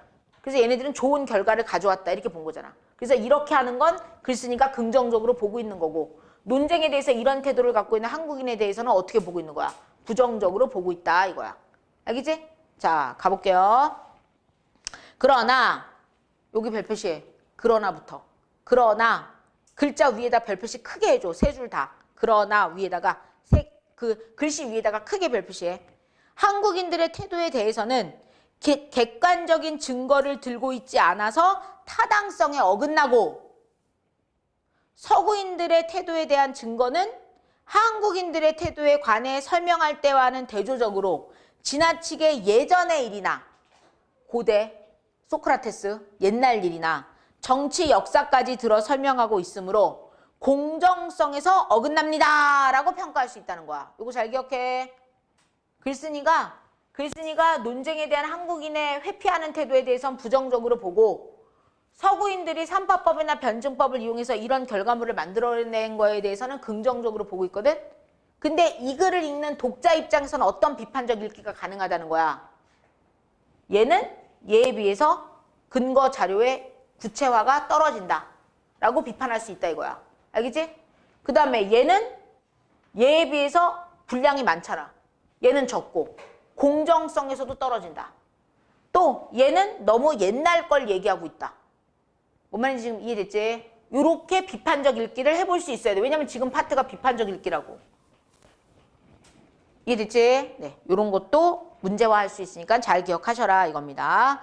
자, 여기까지 우선 삼각형 점박이 정리하세요. 논쟁에 대한 한국인과 서구인의 대조적 인식과 태도에 대해서 글쓴이가 얘기를 하고 있다. 근데 우리는 독자 입장에서 그 글쓴이의 태도를 뭐 할 거야? 비판적으로 읽어내는 것도 할 수 있어야 된다 이겁니다. 이해됐지? 선생님이 무슨성 면에서 특히 얘기했어? 공정성 면에서 얘기했어. 공정하지 못하다. 특히 분량상으로 공정하지 못해. 이런 거 기억하셔야 돼요. 알겠어? 됐어. 자, 그 다음 갑니다. 자, 여기까지가 서론이었구나. 여기까지 서론. 이제 본격적인 본론 들어갑니다. 본론 첫 번째. 갈등 해소를 위한 만남과 부딪힘. 이게 또 소제목이죠? 아까 서론에서도 소제목 있었는데 서론의 소제목 뭐였는지 다시 한번 다 같이 외쳐볼까? 잠도 깰 겸. 시작. 논쟁에 대한 우리 사회의 시각. 제목의 역할 얘기했어요. 이번에도 제목이 있어. 그러면 갈등 해소를 위한 만남과 부딪힘 그랬으니까 이번에 말하고자 하는 중심 내용은 뭘까? 써봅니다.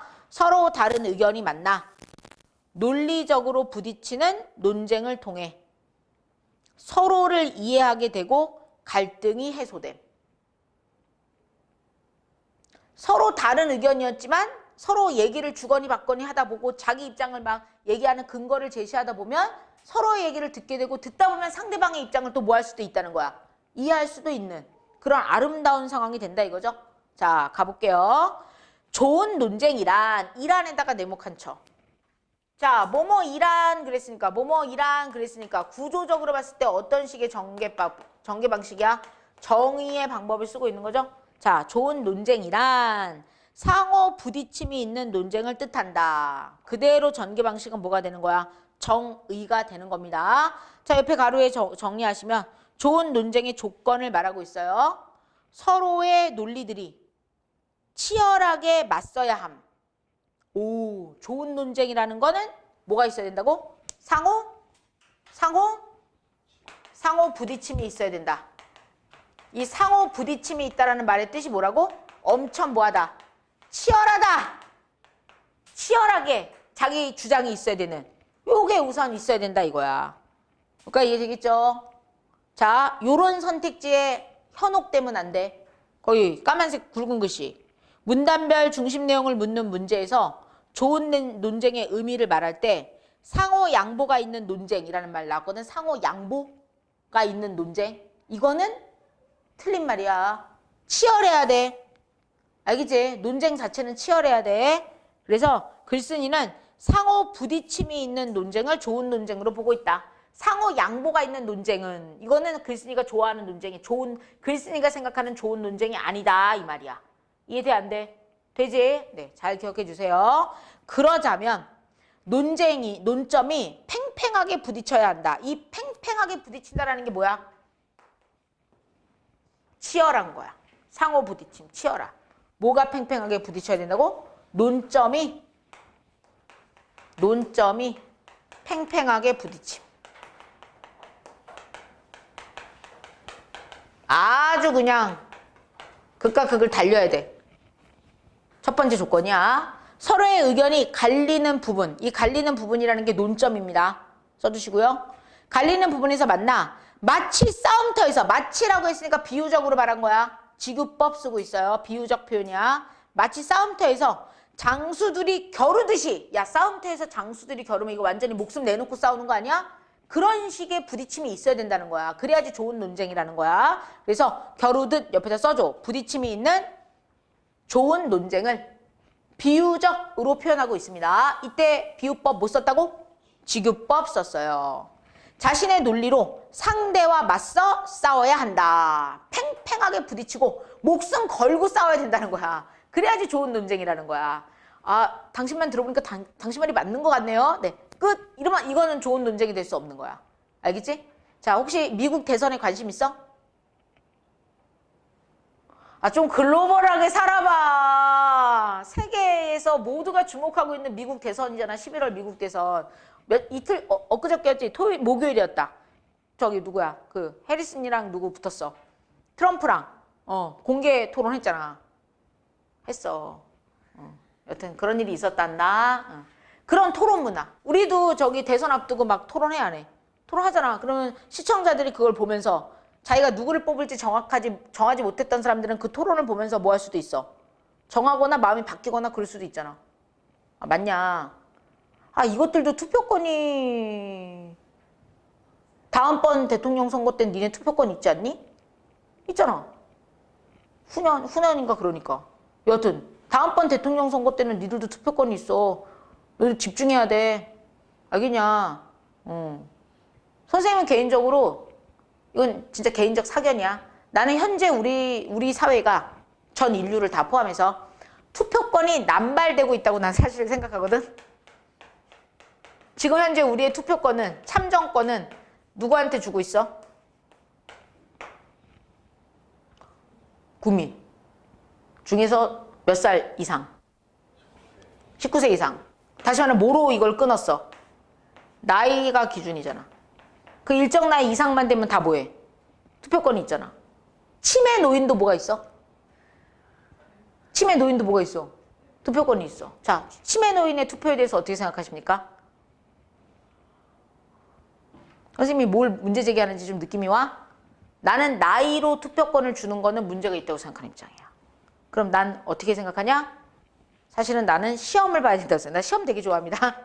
시험을 봐야 된다고 생각해. 백지 테스트 주관식. 백지 테스트 봐야 돼, 주관식. 뭐에 대해서? 후보자가 누군지 이름을 쓰고. 이번에 대선 후보에 나온 후보자. 난 8명이다 그러면 8명이 뭐는 알아야 돼. 이름을 쓰고.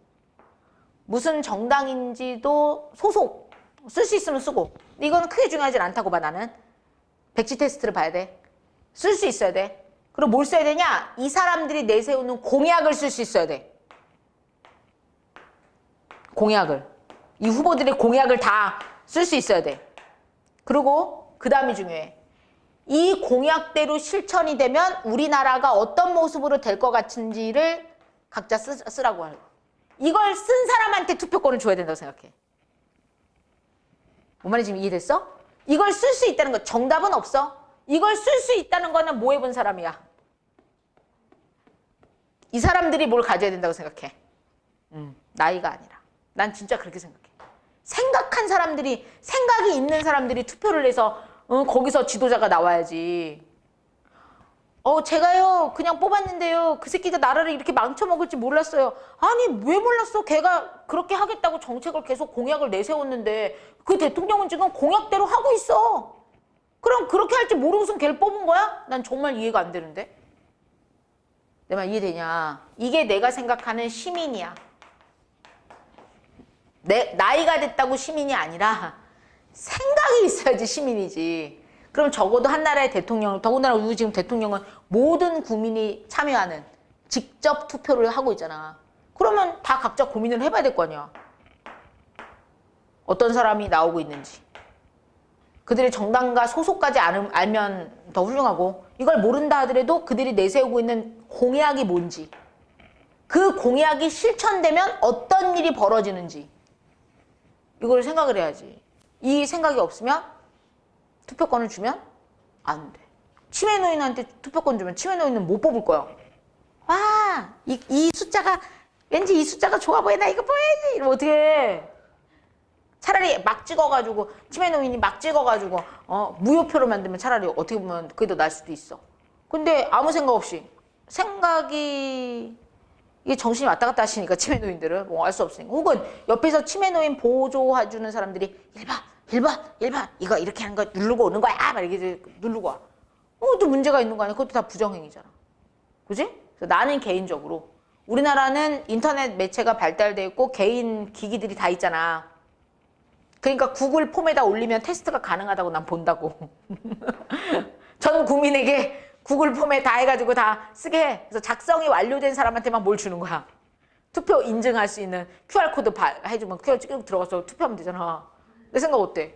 그 우리나라 지금 시스템적으로 지금 선생님 말한 거 할 수 있어 없어? 나 할 수 있는 것 같은데? 그지?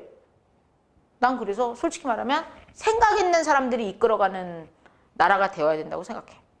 지금은 근데 우리는 어떻게 하고 있어? 내가 언제였지? 지난번 국회의원 선거였나? 우리 고3 애들 3월달 생일 지난 애들이 다 가서 투표하는 거야. 그래서 내가 야 니들은 뭘 알고 투표를 해? 그랬더니 엄마가 몇 번 뽑으랬어요. 이러고 가고 있는 거야. 나 환장하지 환장해. 야 니들 입장에서도 이걸 따져봐야지. 어떤 사람을 내가 뽑아야지 너희들 세대가 편안하게 살 수 있는지. 지금 너희들 세대가 되게 안타까운 세대거든. 왜 안타까운지 모르지? 나중에 이제 세금 낼 때 보면 알게 될 거야. 세금 낼 때 보면. 여튼 그래. 그래서 선생님은 그런 생각을 하고 있다는 거야. 자, 요거를 여기로 조금 가져와 볼게. 어디냐? 여기로. 이게 논쟁을 한다는 얘기는 서로 자기 생각이 있으니까 굽히지 않으니까 뭐 할 수밖에 없어. 싸우는 것처럼 보이는 논쟁을 할 수밖에 없는 거야. 얘기를 주고받는 거. 이 문제에 대해서 이렇게 해보자라고. 알겠냐? 네, 그런 상황들을 여러분이 이해를 해보셔라 이겁니다. 자, 여하튼 계속 가볼게요. 정신 차리고. 자, 논쟁이 생산적일 수 있는 이유. 교현이 정신 차리고. 교현이 괜찮아? 내가 수면제를 준 게 아닌데. 아, 아파서 그런겨? 어떡하냐? 아까 2알 먹을 거 그랬나 보다. 좀 엎드려서 버텨봐. 응. 자, 가봅니다. 자, 논쟁이 생산적일 수 있는 이유는 바로 이 만남과 어디에 있다? 부딪힘에 있다. 이게 바로 상호 부딪힘이 있는 좋은 논쟁의 의의를 얘기하고 있어요. 상호 부딪힘이 있는 좋은 논쟁의 의의. 생산적인 결과를 도출할 수 있다 이거야.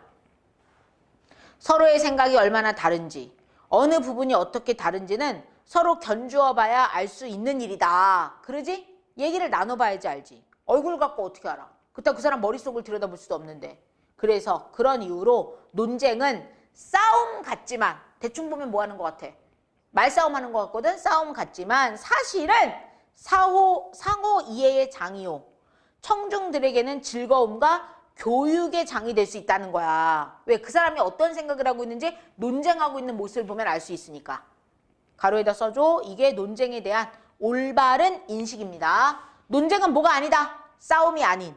뭐다? 상호 이해의 장이자 즐거움과 교육의 장임. 이렇게 써주시면 됩니다. 싸움이 아닌 상호 이해의 장이자 즐거움과 교육의 장임. 야, 근데 논쟁하다가 의자를 들어. 의자를 막 던져. 그러면 이거는 안 되는 거지. 그건 감정적인 논쟁이 되니까 부정적인 거지만 그게 아니라 자기의 의견을 피력하기 위해서 근거를 대고 얘기를 하고 하는 논쟁은 사실은 상호 이해의 장이 될 수 있다라는 거예요. 이해되겠죠? 자, 하나 더 정리할게. 논쟁이 싸움이 아닌 상호 이해의 장일 수 있는 이유를 써봅시다. 논쟁을 통해 자신과 상대방의 의견 차이를 확인하고 너는 무조건 나한테 설득당해야 돼. 그게 아니야. 의견 차이를 뭐 할 수 있어? 확인하고 이해하게 됨으로써 궁극적으로 갈등을 합리적으로 해결할 수 있기 때문에 논쟁이 상호 이해의 장일 수 있고 이걸 묻는 문제가 잘 출제된다 이거야. 알겠지? 그래서 굵은 글씨 논쟁이 상호 이해의 장일 수 있는 이유를 묻는 문제가 서술형, 객관식 다 잘 나와. 논쟁을 통해 서로 생각 차이를 확인하고 이해하며 궁극적으로는 갈등을 합리적으로 해결할 수 있기 때문에가 옳은 선택지다 이거야. 알겠지? 니네 혹시 1학년 때 배웠던 교과서에 나왔던 소설 중에 돌다리 생각나? 돌다리? 이태준의 돌다리? 기억나지? 아빠는 땅이라는 소재에 대해서 아들과 아빠가 생각하는, 아버지가 생각하는 가치가 어때? 다르죠. 그때 그 소설을 통해서 니들한테 가르치고 싶었던 게 사실은 그거였거든. 아들이 옳다, 아버지가 옳다, 누가 옳고 그름의 문제가 아니야. 아들은 오히려 아빠랑 논쟁을 하면서 아빠의 가치관을 오히려 뭐 했어? 인정하고 나는 아버지를 존경합니다. 이렇게 표현해. 그러나 나와는 다른 생각이기 때문에 나는 이제 아버지 곁을 이제 뭐 하게 되는 거야? 떠나게 되는 그렇게 상황이 되는 거지. 하지만 지금 무슨 말 이해되냐? 아버지도 아들의 마음을 이해를 해. 땅 팔아가지고 병원 증축해가지고 의료기술을 펼쳐가지고 사람들 살려내겠다라는 그 마음 이해해. 하지만 이 땅은 그런 용도의 땅이 아니라는 거지. 농사를 잘 짓는 사람들이 대대손손 물려가서 땅의 가치를 키워내야 되는 그런 땅이다. 그러니까 가치관이 다른 거지 누가 옳고 그르다의 의미가 아니었다는 거야. 여기서도 그 얘기를 하고 있는 거야. 그렇게 논쟁을 하면서 서로를 뭐 할 수 있다는 거야. 오히려 이해할 수 있는 상호 이해의 장이다. 이렇게 지금 얘기한 겁니다. 자, 그래서 서로 부딪히는 지점을 논쟁 용어로는 뭐라고 한다? 접점이라고 하는데 이게 바로 상호 갈등 해소를 위한 개념적 장소쯤으로 풀이할 수 있다라고 보시면 됩니다. 다시 한번 서로 부딪히는 지점을 논쟁 용어로는 접점이라고 하는데 이게 상호 갈등 해소를 위한 개념적 장소쯤으로 풀이하시면 된다 이겁니다. 자, 장소 옆에다 써주세요. 접점에 대한 이게 올바른 인식입니다. 자, 접점에 대한 올바른 인식은 어떻게 해야 될까? 갈등 해소를 위한 개념적 장소 이 정도로 이해하시면 된다 이거예요.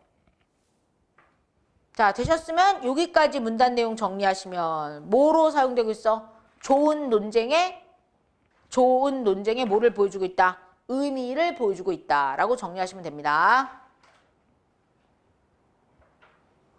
여기까지 괜찮지? 자, 이해됐지? 됐어. 자, 서론 끝났고 본론 첫 번째까지 지금 우리가 한 거야. 자, 이제 본론 두 번째 들어갈 겁니다. 자, 본론 첫 번째 했고요. 이제 본론 두 번째 가보자. 이번에는 소제목이 뭐야? 의견의 집단 편향과 양극화라는 제목이에요. 자, 우선 집단 편향할 때 편향이라는 단어 뜻 뭐야? 한쪽으로 치우침. 편견과 우리가 좀 비슷하게 쓰죠. 네, 편향 옆에 한쪽으로 치우침이라고 써주시면 되고요. 요것과 양극화에 대한 얘기를 할 겁니다. 자, 그럼 본론 두 번째에서의 중심 내용은 뭐가 되냐? 미리 얘기하면 논쟁이 없으면 의견의 집단 편향과 쏠림 현상이 강화되며 논쟁이 없으면 의견의 집단 편향과 쏠림 현상이 강화되며 이러한 현상은 인터넷 시대에 더욱 심화되고 있음. 선생님 미리 좀 얘기하자면 얘들아 이제 사람들이 뉴스도 골라본다. 내가 좋아하는 스타일로 말하는 내가 지지하는 후보, 내가 지지하는 정책에 대해서 얘기하는 그런 뉴스만 골라봐. 우리 아빠는 조선. 난 싫어하거든. 어른들은 조선 동화 막 이런 것만 봐. 나는 JTBC 막 이런 거 보고. 그러면 서로 똑같은 사건이 예를 들어 최순실 사건 나타났을 때 서로 보는 관점이 막 어때? 막 달라. 그럼 이제 밥상머리에서 이제 아빠랑 나랑 우리 친정아버지랑 나랑 뭐 하게 돼? 붙어. 이렇게 되는 거야. 논쟁. 붙다고 하지 말자. 논쟁. 부딪힘. 그지? 서로 이해할 수 있는 장이 펼쳐지지. 그러다가 이제 밖으로 날아갑니다.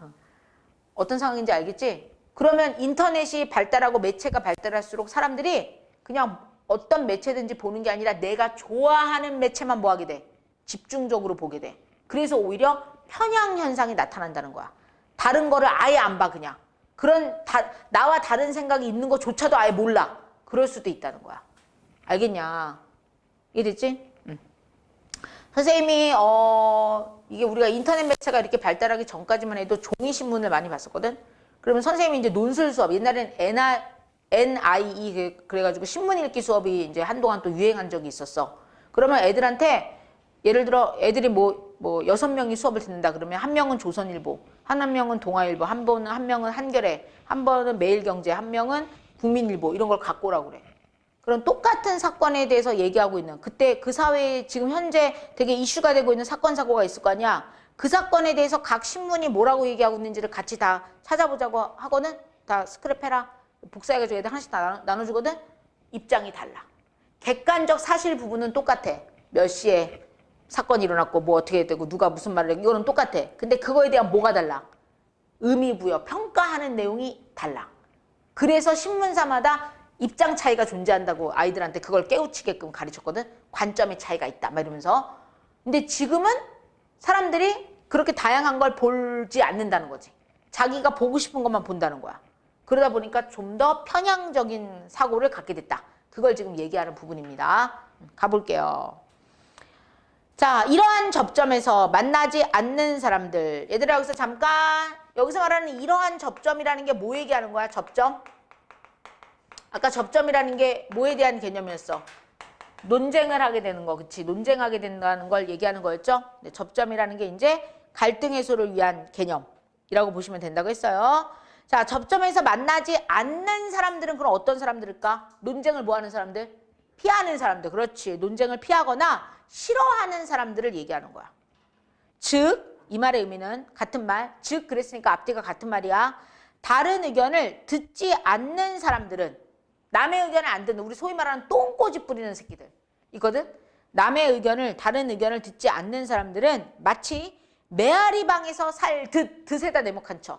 또 비유법 썼어. 비유 중에서도 듯이니까 직유법 쓴 거야.